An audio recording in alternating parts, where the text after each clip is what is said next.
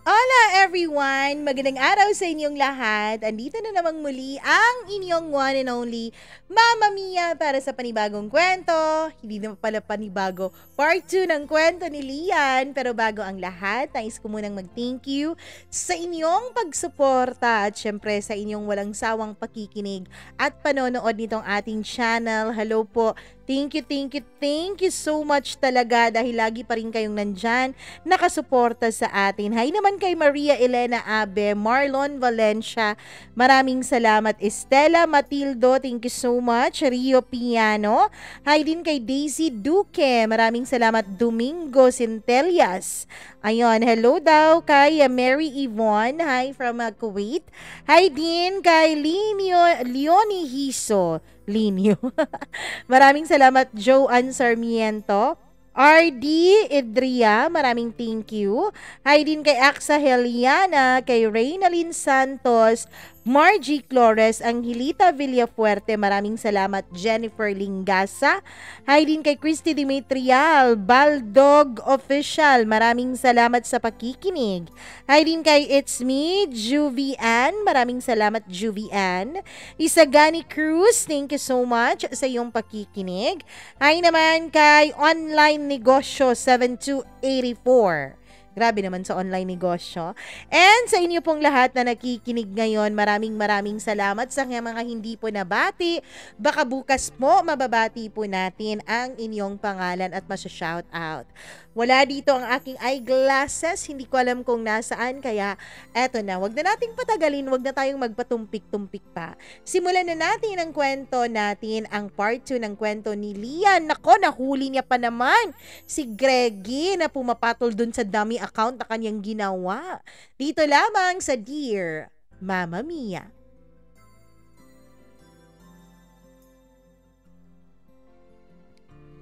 Matapos kong i-block si Greggy sa lahat ng social media accounts, pati na rin sa mismong cellphone ko, ay iyak lang po talaga ako ng iyak, Mama Mia. Hindi po ako nag-expect na yun talaga ang gagawin niya sa akin. Na ide-deny niya sa akin o ide-deny niya ako sa ibang babae. May pasabi-sabi pa siya sa akin na hindi niya ako paiiyakin. Napakawalang hiya niya. Katulad din pala siya ng mga lalaking boyfriend ng mga kaibigan ko. Ako naman, Mama Mia, kahit hindi ako masyadong expressive pagdating sa feelings ko, lalo na through words, ay pinapakita ko naman sa kanya yung pagmamahal ko sa pamamagitan ng aking mga gawa o actions. Ilang araw ang lumipas pero hindi na siya nakakontak sa akin. Hindi rin naman siguro siya naghanap ng paraan para makontak ako, Mama Mia. Pakiramdam ko ay parang naging maligaya pa siya dahil dun sa dummy account na ginawa ko. Wala siyang kaalam-alam kung sino yung babae dun sa dummy account na yon. Wala siyang kaalam-alam na ako din yon. Nag-a-update siya doon palagi, Mama Mia, pero dun sa dummy account ko na ginawa ko, dun ako mas lalong naiyak at mas lalong na broken-hearted. Para bang pinaasa niya lang ako na mahal ko siya, na mahal niya ako. Minahal ko pa naman siya ng husto at todo-todo nung naramdaman kong ang seryoso siya sa akin. Pero ang totoo ay ginamit lang pala niya talaga ako. Meron palang mga lalaking ganon, Mama Mia, na mag-e-effort ng todo-todo. Iiyak pa kung kailangan para lang makuha ang isang babae. Hindi man lang siya humanap ng paraan para makontak ako dahil blinak ko na siya. Mama Mia, alam pa rin niya o alam naman niya na buntis ako. Pero pakiramdam ko nung mga panahon na yon ay wala siyang pakialam sa akin. Every night ay iyak lang ako ng iyak. Umiiyak ako sa tago dahil ayokong malaman ng pamilya kong umiiyak ako. Yun bang unan lang po ang tanging saksi kung gaano karaming luha ang tumulo mula sa mga mata ko hanggang sa makatulugan ko ng pag-iyak. One morning, Mama Mia, ay nagising ako na ang pangit-pangit po ng pakiramdam ko. Parang ang bigat-bigat ng katawan ko. Siguro dahil galing pa ako sa sobrang pag-iyak nung nakaraang gabi. And almost 1 month na po kaming walang communication ni Greggy nung mga panahon na yon. Imagine, na kaya niya akong tiisin at hindi kamustahin. Ako naman, napakataas pa naman ang pride ko, kaya hindi ko po siya in-unblock. Nung nag-CR ako, Mama Mia, ay nagulat ako dahil may dugo pong dumaloy mula sa pagitan ng mga hita ko. Mama Mia, natakot ako sa posibleng mangyari sa baby ko. Though, hindi naman mabilis o malakas yung agos, pero it's better to be checked than sorry. Hindi pa rin ako tumawag sa mama ko at sa mga pamilya ko. Dali-dali akong naligo at nagbihis at dumiretso na ako sa isang ospital kung nasaan nandun ang OB ko. Sinabihan ko ang OB ko sa nangyari at nirequestan niya ako, Mama Mia, na magpa-TVS ulit. Pagbalik niya, Mama Mia, ang resulta ay nag-bleeding daw po ako. At posible raw na kapag hindi matigil yung pagbi-bleeding ko, ay baka makunan ako at mawala sa akin ang baby ko. Umiyak ako nung mga panahon na yon, sinisi ko ang sarili ko kung bakit muntik nang mawala sa akin ang baby ko. Sorry ako ng sorry sa baby ko, Mama Mia. Inadvisean ako ng OB ko na magpahinga at wag daw magpaka-stress. Iwasan ko raw ang ma-stress at iwasan ko raw ang malungkot. Napakarami niyang nireseta sa akin, Mama Mia, na mga pampakapit na gamot at mga vitamins. Almost 15,000 po ang nabayaran ko lahat-lahat, pati na doon sa check-up ng OB ko. Pati na rin sa pagkumpleto ko dun sa mga vitamins na binigay niya sa akin. Kamahal-mahal naman talaga ng vitamins ng mga buntis. Nag-survive ako naman ng 1 month mahigit nang wala si Greggy, Mama Mia, na nag-good morning sa akin. Wala siya na mag-remind sa akin na kumain na dahil oras na ng pagkain. Wala siya na nag-a-update kung anong ginagawa niya. Wala siya na mag-good night at mag-I love you o mag-I miss you sa akin. Ako, I tried to be strong na lang para sa baby ko. Although hindi ko talaga mapigilang maiyak, Mama Mia, every night or every time na ako lang po ang mag-isa at nag-iisip-isip. Almost 3 months na akong buntis nung mga panahon na ito, Mama Mia. Hindi pa naman masyadong halata dahil hindi pa po talaga lumalaki ang tiyan ko. Ewan ko, ganun siguro talaga kapag unang pagbubuntis. O kapag sinisekreto yung pagbubuntis dahil parang may alam yung baby sa tiyan mo na hindi din siya lumalaki. Plastic ako masyado this time, Mama Mia, kasi kung nasa paligid ang pamilya ko ay ngingiti-ngiti ako na para bang walang ibang nangyari, na para bang wala akong mabigat na dinadala sa loob-loob ko. Pero kapag ako na lang mag-isa, wala akong ibang ginagawa kundi ang ngumawa at umiyak. Walang ibang nakakaalam sa sitwasyon ko, Mama Mia, dahil hindi naman po ako mahilig mag-share sa iba tungkol sa aking nararamdaman. Walang nakakaalam kung paano ako masaktan dahil hindi po talaga ako nag-share even dun sa mga close friends ko. Hindi ko po sinasabi sa kanila kung anong nangyayari sa buhay ko. I am very secretive type of person. Mama Mia, hanggang sa dumating ang birthday ng pinsan ko na kaibigan ko rin. Nandun ako sa bahay nila dahil in-invite niya ako. Pero ako naman, Mama Mia, dahil nga medyo meron po akong pagkatamad, lalo na nung nabuntis ako, ay ayoko talagang lumalabas-labas. Ang gusto ko lamang noon ay matulog lang palagi. Pero kapag nandun naman ako sa loob ng bahay, kapag mag-isa naman ako, ay lagi lang nagre-rewind sa isip ko yung mga pangyayari. Yung mga ginawa ni Greg, yung pagpatol niya dun sa dummy account ko. Yung hindi niya paggawa ng paraan para makontak ako. Hanggang sa nagbihis ako, Mama Mia. Naisip kong kailangan ko rin siguro ng panibagong environment para naman hindi na lang ako palaging malungkot. Para naman kahit papano ay sumaya ang baby sa tiyan ko. Nag-dress ako noon, isang little black tube dress na above the knee, Mama Mia. Expose yung paa ko, pagkatapos ay pinarisan ko pa yon ng black na sandals na may 3 inches heels. Gusto ko pong mag-enjoy at magliwaliw kahit na, Mama Mia, sandali lang. Hindi naman ako makakainom ng mga alcoholic drinks dahil bawal. Hindi pwede sa baby ko at inaalagaan ko siya. Kahit hindi ko pa alam kung paano ko sasabihin sa mga magulang ko ang sitwasyon ko, ay inaalagaan ko pa rin ang baby ko. Ayoko pa rin na mawala siya sa akin dahil isa po sa mga pangarap ko ang maging isang ina. Exactly 5 p.m. nung dumating ako sa bahay ng pinsan ko na friend ko rin. At ang dami ng tao, Mama Mia. Ang dami ring sumalubong sa akin dahil nandun din ang iba naming mga kaibigan.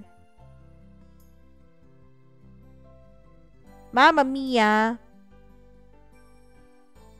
ang sabi ng mga friends ko ay ang sexy-sexy ko raw sa suot ko.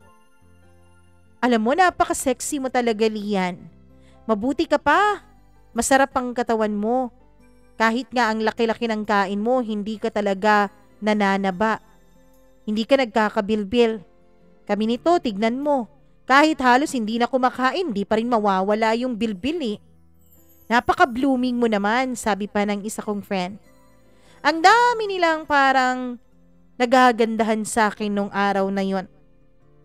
Mama Mia,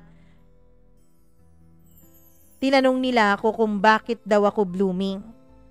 Basta ba lagi ka lang lumulunok ng white sauce? Biro ko naman na siyang ikinadilat ng mata ng pinsan ko dahil nandun ang iba naming mga tsuhin.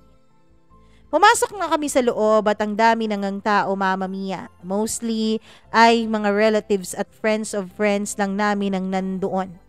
Nakatayo ako doon kasama ang mga friends ko at nagtatawanan at nagchichikahan kami. Tawa lang ako ng tawa sa mga jokes nila. Basta nga talaga nagkukumpul-kumpul kaming magkakaibigan ay hindi talaga kami nauubusan ng topic. Mama Mia, hanggang sa may naramdaman akong strange na para bang laging may nakatingin sa akin. Alam mo yung pakiramdam na parang may tumititig sa'yo? Yun po ang nararamdaman ko. Kaya naman iginala ko ang mga mata ko, Mama Mia, at dun ko nakita yung taong halos gabi-gabi ko pong iniiyakan. Nagkasalubong ang paningin naming dalawa. Ako ang unang bumitaw sa pagkakasalubong ng paningin ko sa kanya. Doon ay nag-aalibay ako ng nagsiselfone. Ilang sandali pa ay tinignan ko at sinulyapan ko ang lugar na kinaroroonan niya kanina. Kung nasaan siya ay may kasama siyang mga 3 lalaki at 2 parang doon ay kaidaran niya lang. Ang isa naman ay parang mas bata sa kanila pero pogi din naman. Nagulat ako kung bakit siya nandun, Mama Mia. Busy din siya sa pagkikipag-usap dun sa kaniyang mga kasamahan sa table niya na yon. Doon ako nagkaroon ng pagkakataon na titigan siya. Mama Mia, para bang nanlalalim ang mga mata niya sa sobrang stress. Para bang wala siyang tulog. Nung napansin ko na parang lilingon siya sa akin ay bigla kong nilayo ang paningin ko. I admit, Mama Mia. I admit na nung mga panahon na yon ay mas malalim talaga ang galit ko sa kanya. Kaya sorry na lang siya. Alam kong medyo OA ako nung mga panahon na yon. Alam kong medyo mahaba talaga at mataas talaga ang pride ko nung mga panahon na yon. Pero ganun talaga ako, Mama Mia eh. Isa pa, siya naman itong nangako sa akin, di ba? Siya naman itong nangako sa akin na hindi niya kakayaning mawala ako. Bakit nung blinak ko siya, hindi nga siya naghanap ng paraan para makita ako? Kung hindi pa birthday ng pinsan na kaibigan ko, siguro hindi pa kami magkikitang dalawa. Ewan ko, pero hindi ko talaga malunok-lunok noon ang pride ko eh. Talagang napakataas ng pride ko, Mama Mia. Nung mga panahon na yon, ang totoo ay gustong-gusto ko na siyang lapitan, gustong-gusto ko na siyang yakapin, gustong-gusto ko na siyang tanungin pero nauunahan talaga ako ng pride ko. Miss na miss ko na siya sa totoo lang. Pero siya naman ang may kasalanan sa akin. Kaya kailangan kong magmatigas, bahala na siya sa buhay niya. Alam kong tinitignan pa rin niya ako, Mama Mia, kasi nagsabi sa akin ng isa kong kaibigan. Sabi niya ay may tumitingin daw sa aking lalaki. Noong kanya itong inilarawan ay alam kong si Greggy yon. Huy, friend, yung gwapo dun sa kabilang table, laging tumitingin at lumilingon sa'yo. Hindi ako ang tinitignan yan sa dami natin dito. Ikaw talaga. Baka nakalimutan mong I'm very very observant, you know? Every time na hindi ka lilingon sa kanya, siya naman itong titig na titig sa'yo. Yun bang titig na para bang longing siya sa presensya mo? Alam mo, paningin mo lang yan. Halika, puntahan natin. Kilalanin natin kasi mukhang gwapo din yung mga kasama niya eh. Parang ulam at kanin na lang talaga ang kulang. Doon, Mama Mia, ay natawa kaming dalawa. Pagkatapos noon ay nagtanong siya doon sa kaibigan at pinsan ko na may birthday kung sino yon at anong pangalan nila. Anong nangyari sa inyo? Kasi yung isa doon sa kabilang table, titig na titig dito sa friend nating si Lian. Mama Mia, tinuro pa talaga ng makapal kong friend yung lalaking yun na para bang hindi talaga siya nahihiya kahit na may nakapansin sa kaniyang tinitignan namin yung mga lalaki doon. Napakabaliw talaga ng kaibigan kong to. Yan ba? Parang kabarkada ng isa kong kaibigan. Doon kaibigan ko sa trabaho, parang kabarkada niya yan. Ang dami pa nilang pinag-usapan about nung mga lalaki sa kabilang table na hindi na ako nakinig dahil hindi naman ako interesado. Nag-Facebook na lamang ako at inopen ko yung dummy account ko. Nag-chat sa akin si Greggy doon. Hi Pretty, pwede ba tayong mag-usap? Nag-uusap naman tayo. Wala na ako nag-flirt sa kanya doon sa dummy account ko, Mama Mia, dahil na gagalit lang ako at nasasaktan lang ako. No. Let's talk in person, chat niya. Busy ako, reply ko naman. Busy ka sa kaka-cellphone? Sabi niya.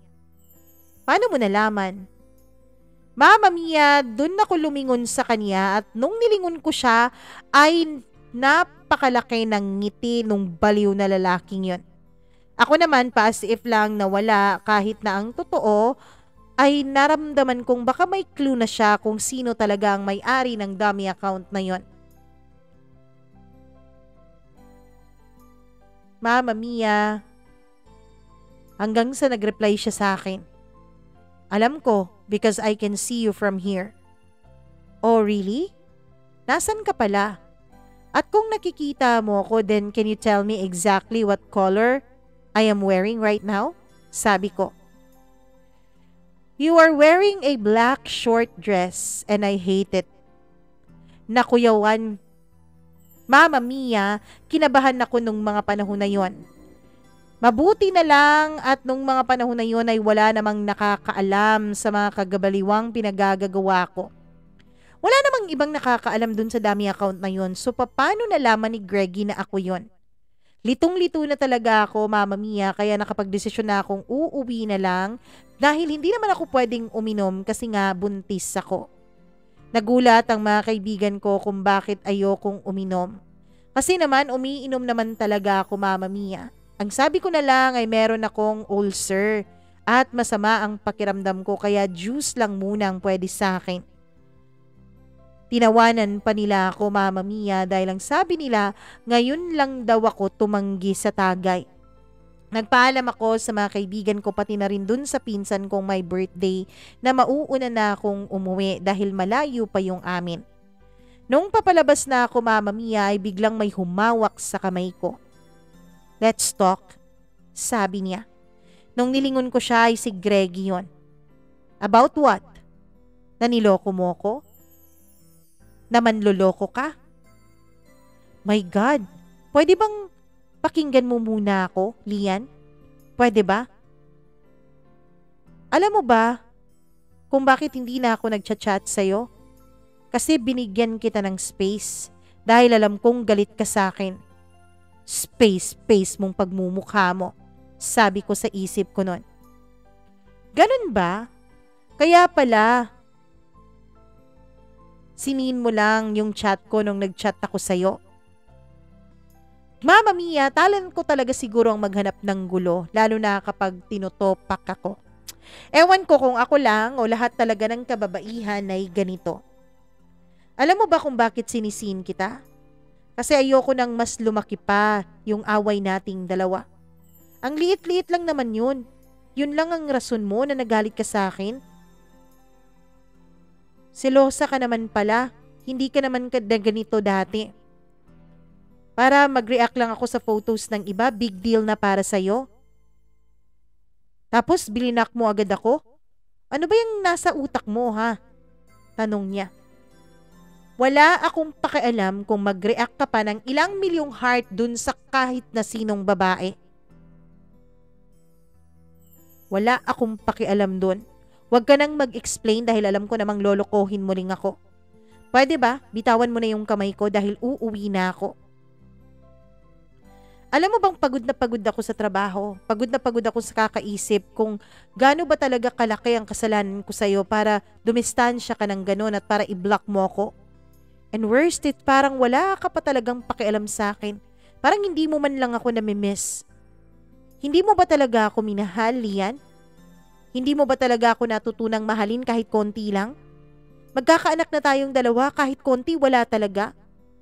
Sabihin mo nga, ano ba talagang malaking kasalanan ko sa'yo? Mama Mia, para na siyang naiiyak nung mga panahon na ito. Kung alam niya lang, Mama Mia. Kung alam niya lang kung gaano ko siya kamiss at kung alam niya lang kung ilang beses akong umiiyak gabi-gabi. So, kasalanan ko pa.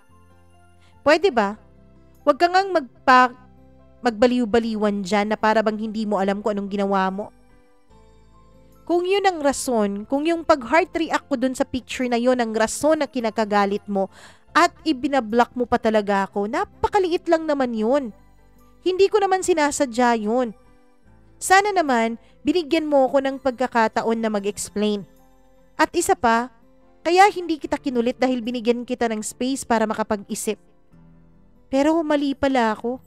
Dahil yung space na yon parang mas lalo pa tayong napalayo sa isa't isa.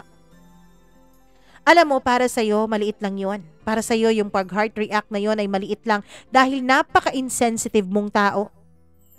Yung blinak kita, hindi ka man lang naghanap ng paraan para i-contact ako. Kasi nandun ka sa iba, busy ka sa iba. Kung ang sinasabi mong kinabibisihan ko ay ang pagre-reply ko sa ginawa mong dummy account, then sasabihin ko sa'yo kung bakit ha. Dahil pakiramdam ko, ay yung talagang utak mo, madali lang talagang mag-iba ng takbo.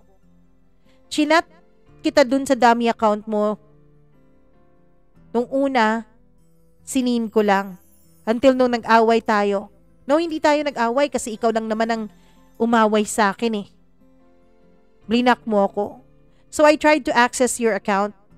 Kasi naalala ko pa na binigay mo sa akin yung email address at password account mo, di ba? Remember? I remember the email but sadly, I forget the password. So naghanap ako ng paraan para ma-open ko yon, para ma-unblock mo ako dun sa account na yon. Kasi blinak mo ako eh. Until dumating ako dun sa find your account. Dun ko nalaman na sa'yo yung dummy account na yon. Aside sa dummy account mo ay nakita ko doon ang pangalan ng account mo. So nakapag-decide ako na dun kita i-chat. Nakapag-decide ako na papatulan ko yung kabaliwan mo. Kung magtanong ka sa akin kung bakit hindi ako naghanap ng paraan para makontak ka, bakit ako maghahanap ng paraan nakaka-chat naman kita halos araw-araw kasi active ka naman doon sa dummy account mo. Tapos isa pa, kung gustong-gusto ko nang pumunta dun sa inyo, pero lagi kong naaalala na ayaw mong malaman ng pamilya mo ang tungkol sa ating dalawa dahil hindi ka pa handa. Nirespeto ko yon kaya pinigilan ko ang sarili kong wag pumunta dun sa inyo. Nag-aalala ako sa'yo dahil buntis ka. At nung makita nga kita ngayon, nakita ko kung gaano ka kaganda. Nakita ko kung gaano ka kasaya. Samantalang ako, wala akong pahinga dahil lagi akong nag-iisip sa'yo. Bakit sinabi mo dun sa dami account ko na wala kang girlfriend? Alam mo, gusto ko naman sanang sabihin nun na wala akong girlfriend pero asawa meron na. So, may asawa ka pala talaga. Napakamanduloko mo. Tignan mo nga yung utak mo, Lian. Ikaw ang ibig kong sabihin na asawa ko. Kinilig ako ng very slight noon, Mama Mia, pero syempre hindi ko pinahalata. Medyo nakonsensya ako sa ginawa ko kasi obvious naman talaga sa mukha niya na pagod siya at stress siya, Mama Mia. Mas naawa ako sa kanya dahil napansin ko talaga na parang umiiyak din pala siya. Naalala ko yung mga time na lagi ko siyang tinatawanan. Kasi nga, alam ko na lagi ko siyang iniirita. At naalala ko yung time na iyak ako ng iyak dahil sa kabaliwan ko at muntik pa talagang madamay ang baby ko. Pagkatapos noon ay naging okay kaming dalawa. Niyakap ko siya, Mama Mia, at niyakap niya rin ako ng mahigpit na mahigpit. Pero syempre, kasi nga medyo bata ako sa kanya, ay meron pa ring pagkakataon na umaandar yung pagiging bata ko. Mag-sorry ka na sa akin, patatawarin naman kita dahil mahal kita kahit na ang tanda-tanda mo na kumpara sa akin. Sorry baby, sabi niya tapos humalik siya sa noo ko. Syempre, Mama Mia, sa noo kasi nga nasa public place kami nung mga panahon na yon. Kaya ayon, imbis na umuwi ako sa amin ay pumasok kami sa isang hotel kasama si Greggy. Hindi pa nga kami nakakapasok sa loob ng room ay agad na niya akong hinila papasok tapos nilock niya yung pintuan at pinasandal niya ako sa likod ng pintuan at hinalikan ng napakalalim na parabang miss na niya ako. Yung halik na parabang nauubusan siya. Warning, Mama Mia, ang mga susunod na bahagi ng kwento ko ay may pagka-SPG at medyo sensitive po ito. While hinahalikan niya ako ay hinahalikan ko naman siya, Mama Mia. Sobra-sobra ang halikan namin nun.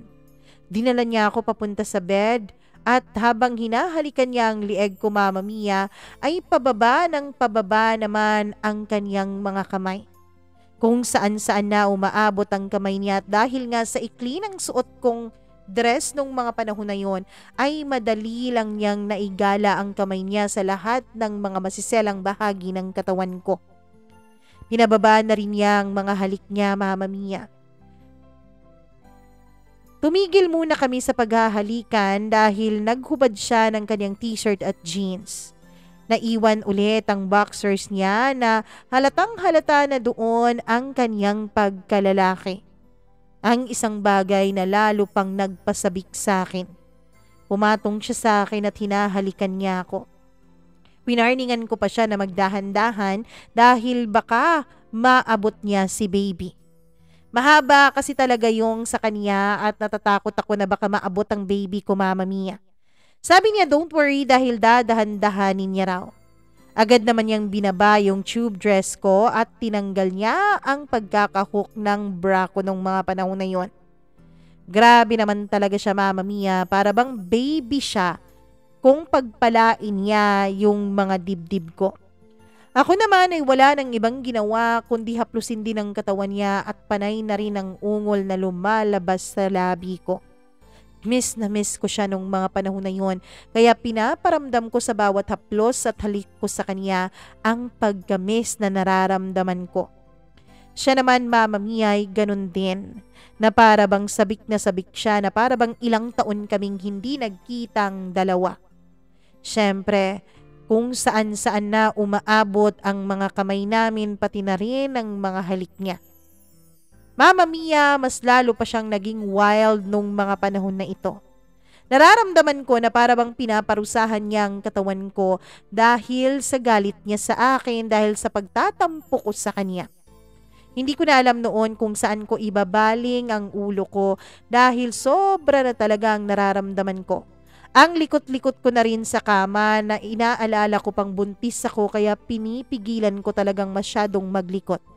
Kaya lang hindi ko na mapipigilan lalo pa nung pinagpalaanan niya ang pinakamaselang bahagi ng katawan ko. Hanggang sa ako na mismo ang nagmakaawa sa kanya na angkinin na niya ako ng tuluyan. Tumayo naman siya, Mama Mia, at inaayos ang pagkakahiga ko. Pagkatapos noon ay hinubad na niya ang natitira niyang saplot. Doon nung makita ko na nga iyon, Mama Mia, ay doon ako nakapagsabi na bakit ko ba pinatagal yung pagtatampo ko. Ayan tuloy, 1 buwan mahigit na hindi ako nakaka-experience ng ganito. Pero nagbago siya ng tempo, Mama Mia. Kung kanina ay sabik na sabik siya, kung kanina ay para siyang isang sawang hindi mapakali, ngayon naman ay dinahandahan na niya, na para bang iniingatan niya ako. Noong mga panahon na yon ay mas naramdaman ko ang pag-iisa ng katawan naming dalawa. Kakaibang sarap ang naramdaman ko noon, Mama Mia. Hindi ko na napigilan ang sarili ko at sinabi ko na sa kanya na ito ang pinakamasarap niyang ginawa sa akin. Tinanong pa niya ako kung ayos lang ba daw ang tempo niya. Sabi ko naman ay ayos lang. Kaya ayon, Mama Mia, dinahandahan niya ako. Noong masyado na kaming malapit sa langit, ay dun na niya binilisan at dun naman mas lalong lumakas ang mga ungol ko. Lalo pa nung pabilis siya ng pabilis. Ako naman, Mama Mia, ay hawak-hawak ko ang kanyang likuran. Hindi ko na alam at tinawag ko na lahat ng santong alam ko nung mga panahon na yon. Pati nga kung ano-anong mura ay nasabi ko na dahil sa hindi ko na alam na pwede palang maging ganito kasarap ang pakiramdam ng pagniniig. Hanggang sa natapos na kami. Nung natapos na kami, Mama Mia, ay hinalikan niya ako. Sabi niya ang bango-bango ko raw. Sabi niya na miss daw niya ako. Natulog kaming dalawa. Pagkatapos ng pangyayaring yon ay okay na ulit kaming dalawa ni Greggy na para bang walang nangyari. Lagi na naman kaming gumagala, paminsan-minsan ay nag-overnight kami sa isang resort na paborito niya. Doon kami naliligo either sa pool or sa dagat, Mama Mia. Pagkatapos ay pumapasok kami sa isang kwarto na pinareserve niya at syempre doon namin ginagawa ulit yung bagay na paborito talaga naming gawin. Mama Mia, naging maayos ulit ang relasyon namin.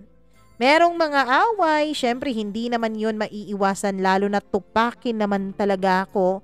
Pero lagi po siyang nagpapakumbaba at lagi po siyang nanghihingi ng sorry sa akin. Always po niya akong iniintindi dahil nga ayon daw sa research niya ay mas lalo raw talagang emotional ang mga babaeng buntis. Mama Mia, hindi pa rin alam ng parents ko nung mga panahon na ito na may iniintay na silang magiging apo. Pero yung ate ko, Mama Mia, ay alam niya. Siya ang una kong sinabihan nung pumunta ako sa bahay nila.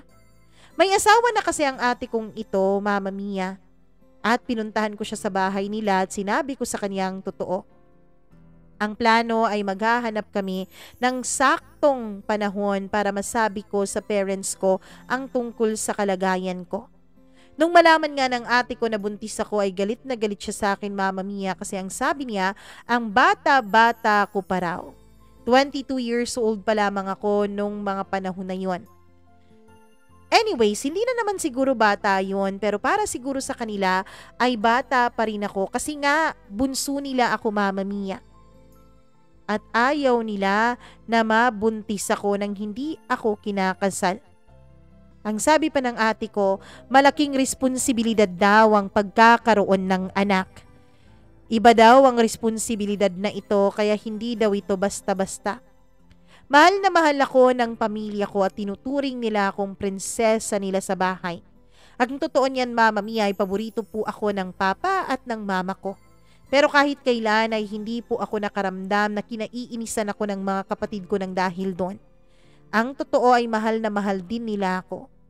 Malayo kasi ang agwat ng edad ko mula sa sinundan kong kuya, kaya naman siguro baby talaga ang paningin nila sa akin. One time, Mama Mia, ay may nag-message request sa akin na isang babae. Gulat na gulat ako, Mama Mia, dahil yung apelyido niya doon sa Facebook ay pareho ng apelyido ni Greggy. In-stalk ko siya, Mama Mia. Meron siyang anak na babae. Pero hindi naman sila friend ni Greggy dun sa Facebook niya. Kaya ayon, inaccept ko siya sa pag-aakalang baka kapatid yun o baka kapamilya yun ni Greggy. Hello, can I ask a favor? Sabi niya. Hi, anong favor po ba yun? Tanong ko naman. Pwede ba tayong magkitang dalawa?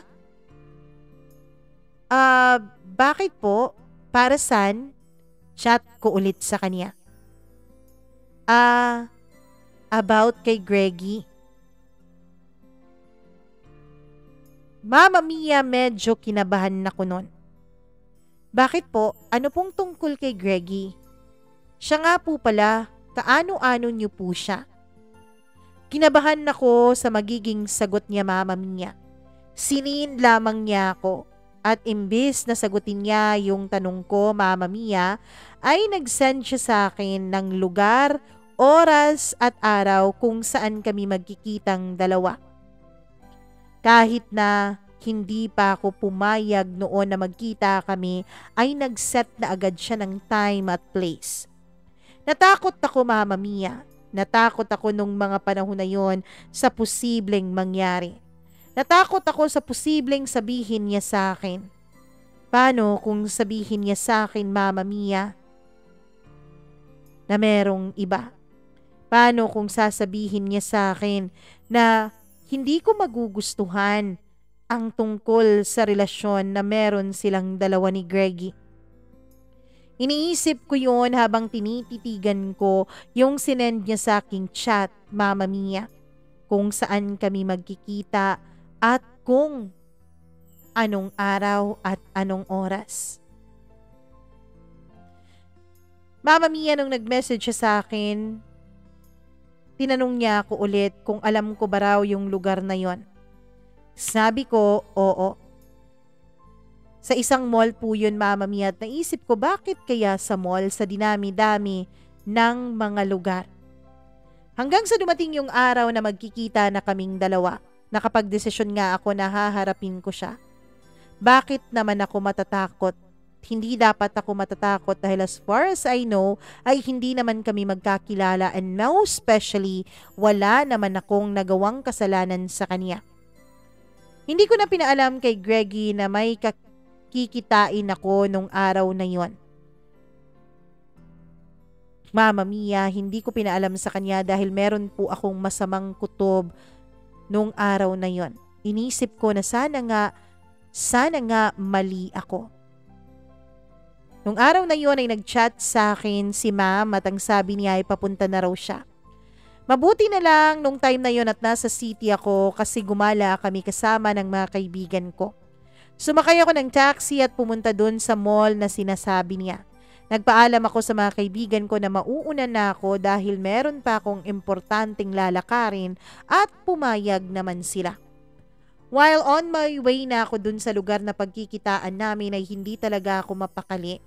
Ewan ko pero feeling ko, Mama Mia, yung pagkikita naming dalawa ni Ma'am ay may hindi magandang pangitain para sa akin. Pero kahit na natatakot ako sa mga malalaman ko, Mama Mia, ay pumunta pa rin ako.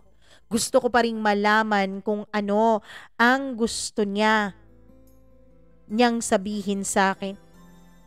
At kung bakit kilala niya si Greggy. Bakit pareho sila ng apelyido. Dumating ako dun sa mall at dumiretso na ako dun sa meeting place namin. Nandun na pala siya at nag-aantay sa akin. Pero before pa ako pumasok ay tinignan ko muna siya. Maganda siya, Mama Mia. Maputi. Medyo may pagka-chubby. Hindi rin siya katangkaran. Lumapit ako sa kanya. Hello, ikaw po ba si Ma'am? Sabi ko. Yes, ako yon. Sit down. Umorder ka muna. Sabi niya. Ay, no need po ma'am, busog na po ako. Galing pa po kasi ako ng gala kasama ng mga kaibigan ko. Okay, pwede naman ng snacks na lang. No need na po, I'm okay. Just don't bother. Pwede po bang dumiretso na tayo dun sa gusto mong malaman o dun sa pakay mo kung bakit ka nakipagkita sa akin ngayon? Kinakabahan ako nung mga panahon na yon dahil nakikita ko sa pagmumukha niya na seryosong seryoso siya, Mama Mia. Alam mo Iha, maganda ka, sexy, at napaka-classy mong tignan. Ngumiti ako at nagpasalamat, Mama Mia. Diba nagtanong ka sa akin kung kaano-ano ko si Greggy? Asawa ko siya. Mama Mia, nung marinig ko yun, ay ewan ko ba parang automatic na nag-on agad ang mga mata ko at tumulo agad ang mga luha ko. Hindi ko pa man napaprocess yung sinabi niya sa akin ay tumulo ng mga luha ko. Lord God, ano ba tong napasukan ko? Kailanman ay hindi ko po pinangarap na maging isang kabit. Paano po ako humantong sa ganito? Hindi ko na po napigilan ang sarili ko at umiyak na ako sa harapan ng babaeng yon. Mabuti na lang at konti lang ang tao dun sa cafe na yon, Mama Mia. At kami naman ay nasa pinakalikod na bahagi. Wala na akong pakinong mga panahon na yun kung may makakakita man sa akin na umiiyak ako. Napakasakit po talaga ng nararamdaman ko. Lalo pa nung umaalingaw-ngaw sa utak ko ang salitang naging kabit ako ng isang taong minahal ko ng husto at pinagkatiwalaan ko ng sarili ko. Ma'am, hindi ko po alam kung anong sasabihin. Hindi ko po alam kung anong sasabihin ko sa'yo but hihingi na lang po ako ng tawad. Sana mapatawad mo ko dahil hindi ko po talaga alam na may asawa na pala si Greggy. Hindi ko po talaga alam na nag-e-exist ka pala sa buhay niya. Naisip ko noon, Mama Mia, ang bobo-bobo ko pa talaga. Totoo pa lang sinasabi ng iba na kahit gaano ka pa katalino sa klase ay magiging bobo ka talaga pagdating sa pag-ibig. Sa dinami-dami ng lalaking nanligaw sa akin noon, bakit dun pa talaga ako napunta sa lalaking may asawa na? At bakit nung nire-research ko siya ay wala naman siyang asawa o kahit na anong hint na meron na siyang pamilya, Mama Mia? Bakit ganun? Bakit hindi ko alam na merong ganun? Ni-research ko naman siya. Tinignan ko naman yung mga friends niya. Tinignan ko naman yung mga nakatag na photos sa kanya, pero bakit hindi ko nakita? At isa pa, hindi naman niya siguro ibibigay sa akin ng ganun-ganun ang password ng Facebook niya. Hindi ba? Paanong nakalusot sa akin na may asawa pala siya? Hey, don't cry. Huwag kang umiyak dahil baka makasama pa yan sa baby mo. Nagulat pa ako, Mama Mia, nung sinabi niya yon. Hindi pa po kasi halata ang tiyan ko nung mga panahon na yon, kaya bakit alam niyang buntis ako? What the heck? Paano niya nalaman yon? Hindi ko na kayang sakit na naramdaman ko at lalong hindi ko po kayang makapanakit ng damdamin ng kapwa ko babae. Parang nabasa niya ang ekspresyon sa mukha ko, Mama Mia. I know na buntis ka dahil sinabihan niya ako. Ma'am, I'm very, very sorry. Aayusin ko po lahat-lahat, Ma'am, I promise. Magpapakalayo-layo kami ng anak ko. Umiyak ako ng todo nun, Mama Mia, hindi dahil sa nagkasala ako. Well, partly oo. Pero dahil sa pakiramdam na ilang beses niya akong niloko, pinaikot-ikot. Ilang beses akong sinaktan ng taong mahal na mahal ko. Nung taong pinagkatiwalaan ko ng husto. Hey, makinig ka muna. Oo, asawa ako ni Greggy. Asawa ko siya. Pero asawa ko lamang siya sa papel. Ni minsan ay hindi niya ako kinilalang asawa niya. Dahil napilitan lang siya sa akin. Hindi ako minahal ni Greggy gaya ng pagmamahal niya sa'yo. Alam mo ba na nasaktan ako ng sobra dahil binigay ko sa kanya lahat. Ginawa ko ang lahat para mahalin niya ako. Pero wala talaga akong lugar sa puso niya eh. Hindi niya talaga ako mahal. Alam kong wala kang kasalanan. Alam kong wala kang kasalanan dahil sa mga mata mo, single si Greggy.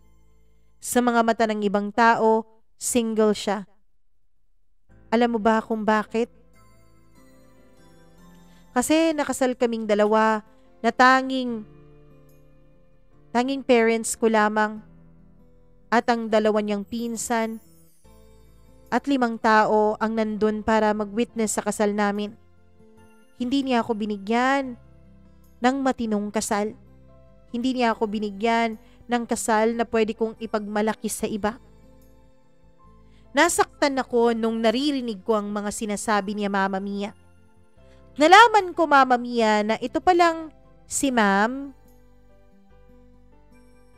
noon ay meron siyang boyfriend. Tapos nakilala niya si Greggy at nagkagusto siya kay Greggy. So bali gusto niyang iwanan yung boyfriend niya para kay Greggy. Pero itong si Greggy ay wala raw palang gusto sa kanya. So ang ginawa niya, Mama Mia, ay nag-isip siya ng paraan para maging silang dalawa ni Greggy. Ginawa niya ang lahat-lahat para makuha si Greggy. May minsan na meron daw silang inuman sila ni Greggy dun sa kanilang pinagtatrabahuan. Nandun sila sa bar, Mama Mia, kung saan waitress nung mga panahon na yon yung babaeng ito. Hindi naman siya waitress talaga na nagtatrabaho doon. Ibig sabihin, nagwi-waitress lang siya nung araw na yon dahil kulang sila sa tao.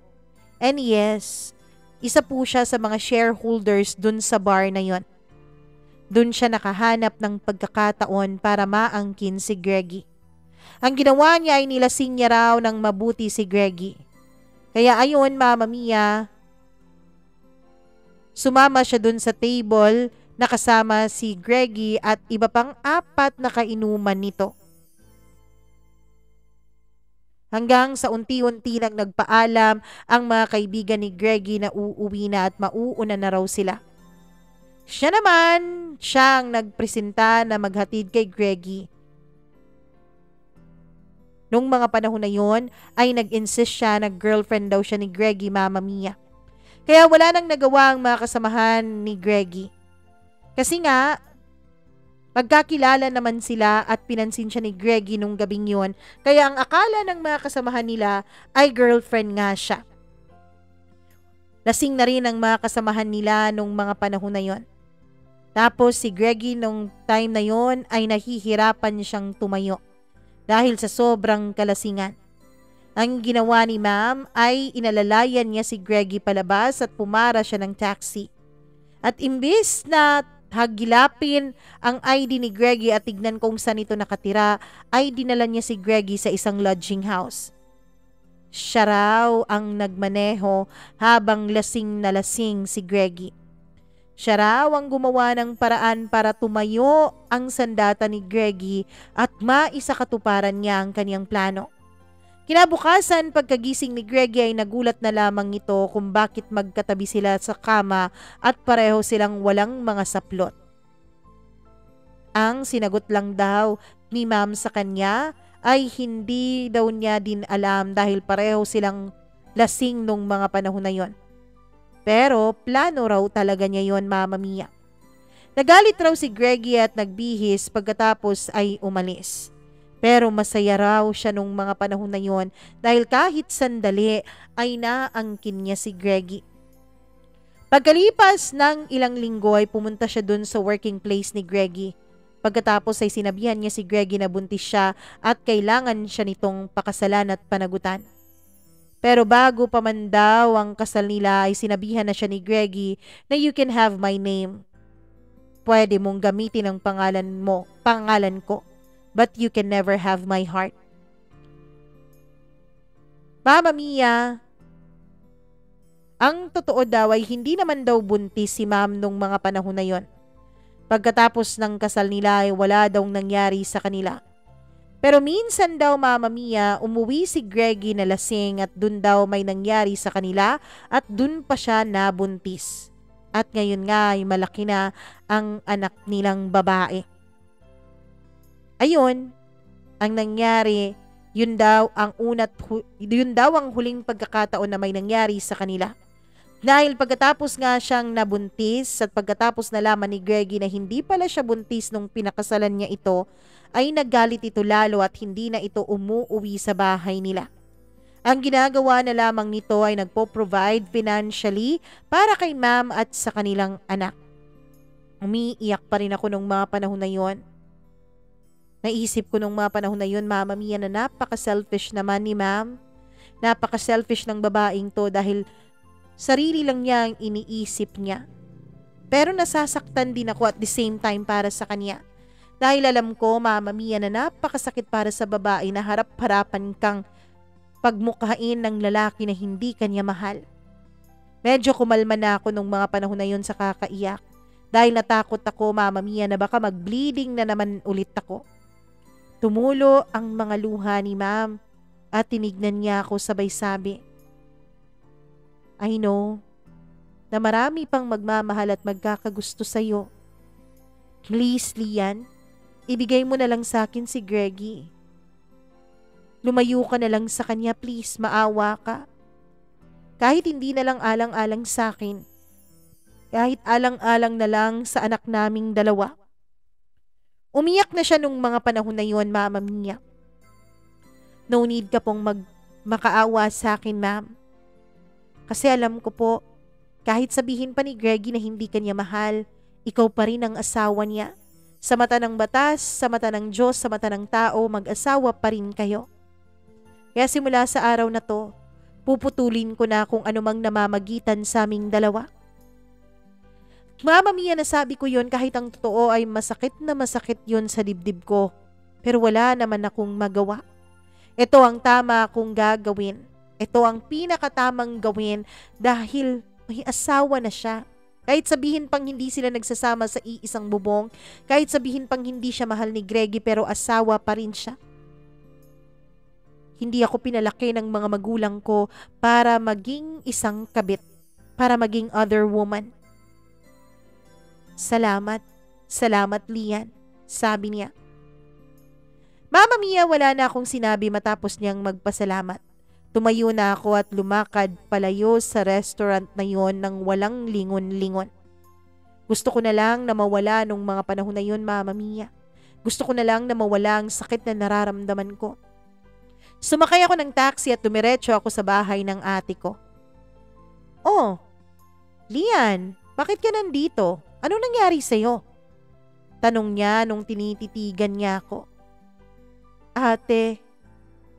Matapos kong sabihing ate ay tumulo na ang mga luha sa mga mata ko at hindi na ito tumigil pa. Ate, ginawa kong kabit. Ano? Anong kabit? Anong ibig mong sabihin? Ate may asawa si Greggy. Pero diba, hinarap nga niya ako eh. At ang sabi niya magpapakasal kayong dalawa. Paano ngayon yan? Buntis ka. Paano ang bata? Hindi ko alam, ate. Paano ko ba sasabihin sa mga magulang natin? Kakausapin ko si Greggy, Lian. Huwag kang mag-alala, kina mama. Kahit anong mangyari, alam kong matatanggap ka pa rin nila. Oo, magagalit sila sa'yo, pero sa huli tatanggapin ka pa rin ng mga magulang natin. Ate, please wag ka nang makipag-usap kay Greggy. Problema ko ito, ako ang pumasok dito kaya marapat lang na ako ang haharap nito. Just please, guide me kung anong dapat kong gawin. Hindi ko na talaga alam kung anong dapat kong gawin pero wag na wag mo siyang kakausapin. Niyakap ako ng ate ko at umiiyak na rin siya nung mga panahon na to, Mama Mia. Pinapasok niya ako sa loob ng guest room nila at dun niya ako pinagpahinga muna. Nakatulog ako sa kakaiyak. Napakahirap ng sitwasyon ko. Sa mata ng Diyos, sa mata ng mga tao, sa mata ng batas, mali ang ginawa ko. Ako ang may mali. Maling magpabuntis at pumatol ako sa may asawa. Kahit pa sabihin, Mama Mia, na hindi ko naman alam nung una. Lagi lamang ako noong nakapondo sa loob ng kwarto ko. Hindi ako lumalabas-labas at umiiyak lang ako lagi. Hanggang sa nakapag-decide ang ate ko na lalabas daw kami, Mama Mia. Pero nung mga panahon na yun ay ayaw ko. Nagising ako gabi na. Pag-check ko ng cellphone ko ay ang dami ng texts at missed calls ni Greggy pero hindi ko yun pinapansin. Blinak ko agad-agad ang number niya pati na rin ang lahat ng mga social media accounts niya sa aking social media accounts. Ayoko nang makita pa siya ulit. Grabe yung ginawa niya sa akin. Grabe, Mama Mia. Niloko niya ako at pinaniwala niya akong binata siya pero may asawa na pala siya. Nagtanong pa naman talaga ako sa kanya pero ang sabi niya wala siyang asawa. Hindi muna ako umuwi sa amin at doon ako nagstay sa ate ko sa city. Okay lang naman sa mga magulang ko dahil ang sabi ko ay namimiss ko na ang ate ko. Pero nung nasa bahay nga ako ng ate ko, Mama Mia, ay panay lang ang pondo ko sa loob ng silid. Hindi ako lumalabas-labas at iyak lang ako ng iyak. Hanggang sa nagdesisyon ng ate ko na pipilitin na niya talaga akong gumala sa labas. Kumain kami sa restaurant at dinala niya ako sa isang beach resort, Mama Mia. Medyo nag-enjoy naman ako at nawala kahit sandali yung mga iniisip ko at yung mga nararamdaman kong sakit. Lumipas ang ilang araw, slowly ay nagiging okay ako. Nag-decide ako noon, Mama Mia, na mag-e-enroll ako para mag-review ako para sa board exam. Hanggang sa medyo na busy na ako sa pagre-review ko. Bumalik na ang dating ako na energetic, Mama Mia. Nagjo-joke na rin ulit ako. Tapos yung tiyan ko, Mama Mia, ay hindi pa rin masyadong halata. Pero para na akong nananaba noon na para bang nagkakaroon na ako ng bilbil. Nagulat talaga ako, Mama Mia, kung bakit napakaliit lang ng tiyan ko. Unlike dun sa ibang mga babae na ang laki-laki ng tiyan tuwing nagbubuntis. Ako naman ay parang nananaba lang dahil sa kakakain. One busy morning, habang papunta ako sa metro, Mama Mia, ay hindi ko akalain na magkikita kaming dalawa ni Greggy. Dun pa talaga sa mismong pedestrian kung saan ay patawid na sana ako. So ayun, Mama Mia, nagmamadali ako. Alangan namang hihinaan ko pa talaga ang paglakad ko. Nagpasif akong hindi ko siya nakita, pero yung baliw, Mama Mia, ay nakita na pala niya ako. Una pala siyang nakakita sa akin at agad niya akong hinila. Tinanong ko noon ang Diyos sa isip ko, ano na naman ba to, Lord? Pilit ko naman siyang iniiwasan dahil alam kong mali, pero bakit kailangang pagtagpuin mo pa ulit kami? Bakit kailangang magkita ulit kami? Pinalaglag mo ba ang anak ko? Tanong niya. Ha? Nababaliw ka na ba? Bakit ko gagawin yon? Huwag kang magsinungaling. Alam kong nag-usap na kayong dalawa ni Mary. At sinabi mo sa kanya na ipapalaglag mo ang anak natin. Tumawa ako nun, Mama Mia. May gana ka pa talagang humarap sa akin? Matapos mo akong pinaikot-ikot dyan sa palad mo? May asawa ka palang baliw ka? May asawa ka palang manloloko ka tapos nagpapa-as if ka pang binata sa harap ko? Yes, nagkausap na kaming dalawa ng asawa mo. Pero hindi ko sinabi sa kanyang ipapalaglag ko ang baby ko. Hindi ko sinabi sa kanyang bibitawan ko ang baby ko. Gano'n na lang ba ang paningin mo sa akin, Greggy? Kriminal na ba talaga ako? Huwag mo akong itulad sa'yo, Greggy. Mama Mia, gusto ko nang umiyak nung mga panahon na to pero pinipigilan ko na lamang. Ano pa ba ang silbi ng pagiging magaling ko sa acting at pagiging pretentious kung hindi ko gagamitin sa mga pagkakataong to? Naisip ko nung mga panahon na yon. Nagsisisi ako kung bakit pa ako naawa doon sa asawa niyang si Mary na yon. Baliw din pala talaga yon at may pagkasadimonyo pa. Kung ano-ano na lang pinagsasasabi niya para lang siguro ibigin siya ng baliw din at manlolokong lalaking to. Huwag tayo dito mag-usap, sabi niya. Oh, saan pala gusto mo?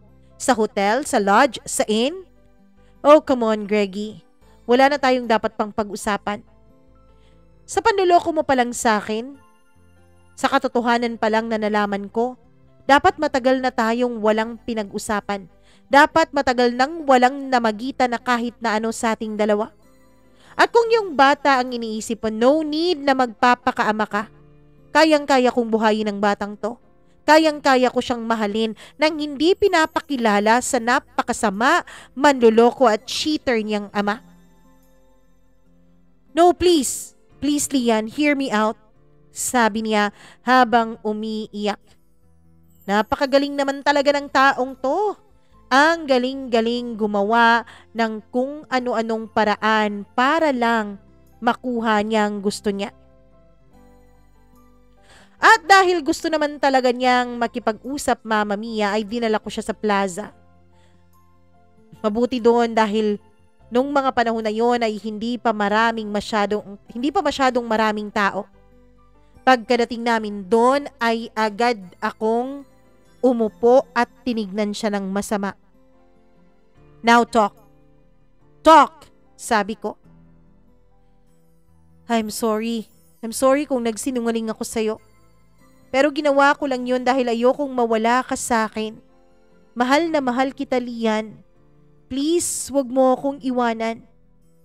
Di ba nangako ka sa akin na hindi mo ako iiwanan hanggat hindi ako ang magsasabi sa'yo na iwan mo ako? Yes, may asawa na ako at may anak kaming dalawa. Pero hindi ako nakisama sa kanya.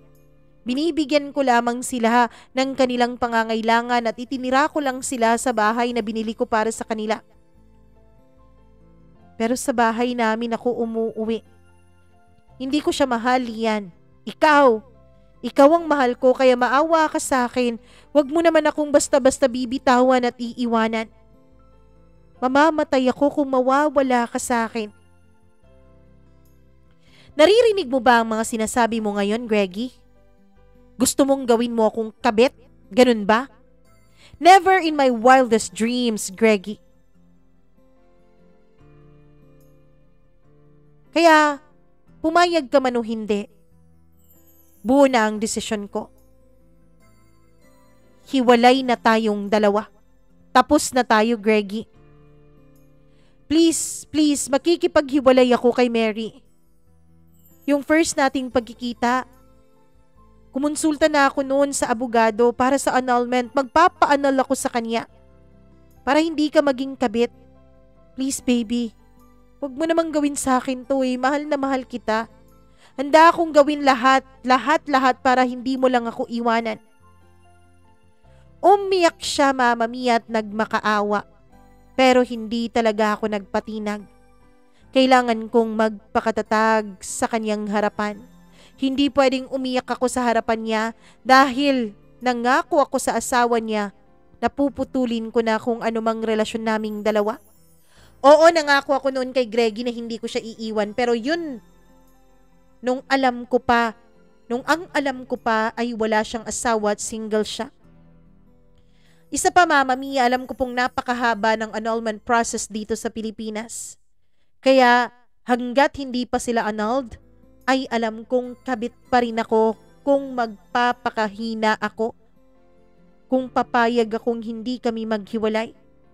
So napaka-imposible talaga ng gagawin niya. Napaka-imposibleng mangyari yon. Hanggang sa hindi ko na namalayan. Sakit na ako sa nararamdaman ko, Mama Mia. Mahal na mahal ko siya, oo, totoo yun. Pero hindi kami pwedeng dalawa. Kailangan ko siyang bitawan alang-alang sa pamilya niya.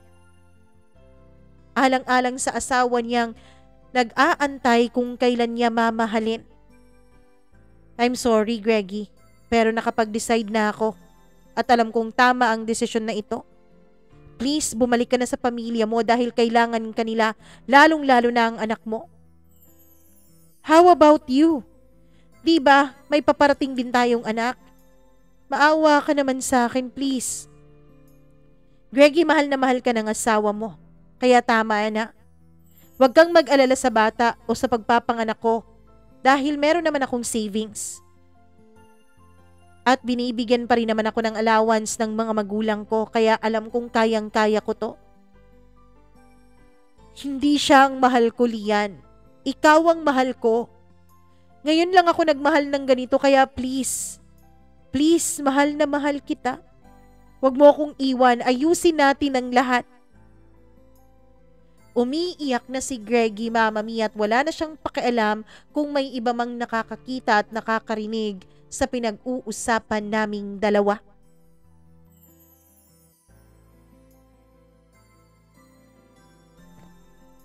Grabe ka naman talaga, Greggy. Eto na naman tayo di ba? Mahal daw pero dinadamay sa ganon. Pero baka naman nung una, ang type lang niya ay, para usan sa kama, pero baka minahal niya rin. Hindi ko alam. Pero anyways, wag muna tayong magbigay ng ating kuro-kuro at syempre wag muna tayong magbigay ng advice. Pwede naman kayong magbigay ng opinion nyo dyan. Pero ako, wag na muna. Tsaka na muna bukas dahil bukas, matatapos na po ang kwento ni Greggy at ni Lian. Bukas po yan, kaya abangan nyo po yan, okay? Sa ngayon, ang gawin nyo lang ay i-share at i-like ang video na to. At syempre mag-subscribe nitong ating channel. Click the notification bell para laging updated sa tuwing may bago tayong episode o video na i-upload. Maraming salamat po sa inyong lahat. Enjoy the rest of your day. Ako po ang inyong nag-iisang Mama Mia.